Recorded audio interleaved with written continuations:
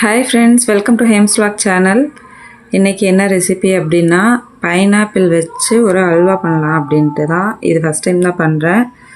அப்புறம் இது வந்துட்டு பைனாப்பிள் ஒன்று வாங்கினோம். அது சாப்பிட்டது போக மிச்சம் பேலன்ஸ் கொஞ்சம் இருந்துச்சு. அதை வேஸ்ட் பண்ண வேணாமேன்னு சொல்லிவிட்டு ஏதாச்சும் ரெசிபி ட்ரை பண்ணலாமேன்னு செக் பண்ணேன் யூடியூப்பில். அதில் பார்த்ததில் சரி ட்ரை பண்ணி பார்க்கலாம், இது ரிசல்ட் எப்படி வருதுன்னு நீங்களே பாருங்கள் ஃப்ரெண்ட்ஸ். ஃபர்ஸ்ட்டு பைனாப்பிளை வந்துட்டு மிக்சியில் போட்டு நல்லா நைஸாக அரைச்சிக்கணும். அரைச்சதை நம்ம வடிகட்டி வச்சு ஃபில்ட்ரு பண்ணி, அதுலேயும் சின்ன சின்ன கட்டியெல்லாம் இருக்கும், அதை ஃபில்ட்ரு பண்ணி வச்சுக்கணும். அதுக்கு முன்னாடி ஒரு 20 மினிட்ஸ் ரவையை ½ கப்பு ரவையை ஒரு 1 கப்பு தண்ணி ஊற்றி நல்லா ஊற வச்சுட்டு அந்த ரவையையும் நல்லா ஃபைன் பேஸ்ட்டாக அரைச்சிக்கணும். அரைச்சிட்டு அதையுமே ஃபில்ட்ரு பண்ணிக்கணும். ரெண்டுத்தையும் ஃபில்ட்ரு பண்ணி ஒன்றா மிக்ஸ் பண்ணிக்கணும்.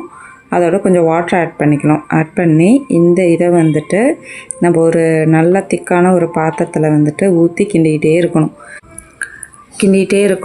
அப்போ சுகர் ஒரு கப்பு சுகர் எடுத்து அதில் ஆட் பண்ணிக்கணும். பைனாப்பிள் நல்லா பழுத்த பழமாக இருந்துச்சுன்னா ஆல்ரெடி சுகர் இருக்கும், அதுக்கு ஈக்குவலாக நம்ம சுகர் ஆட் பண்ணிக்கணும். சுகர் ஆட் பண்ணோன்னா திரும்பவும் அந்த கெட்டியானது தண்ணி ஆகும், இலகும்ல தண்ணி ஆகும். அதுக்கப்புறம் நம்ம என்னென்னா கிண்டிக்கிட்டே இருக்கணும் கைவிடாமல். லாஸ்ட்டாக என்ன பண்ணுறீங்கன்னா கொஞ்சம் கொஞ்சமாக நெய் ஆட் பண்ணி கிண்ட அந்த அல்வா பதத்துக்கு வந்துடும். அதுக்கப்புறம் ஃபைனலாக நம்ம என்ன பண்ணணும் அப்படின்னா, வறுத்து வச்ச முந்திரியை ஆட் பண்ணிக்கணும். ஏலக்காய் தூள் வேணும்னா போட்டுக்கலாம், கொஞ்சம் போட்டுட்டு கிண்டிக்கிட்டே இருக்கணும். அவ்வளோதான். இது இதில் மெயின் மேட்டரே நம்ம கை விளக்கி கிண்டுனா மட்டும்தான் அல்வா ரெடி. இல்லை அப்படின்னா அது அசோகாவாக மாறிடும்.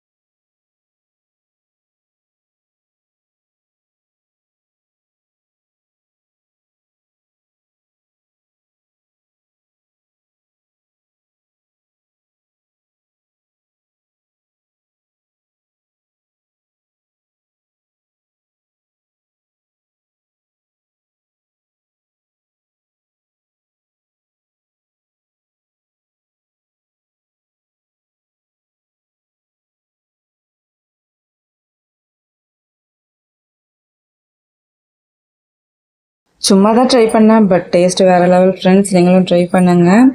ட்ரை பண்ணிவிட்டு கமெண்ட்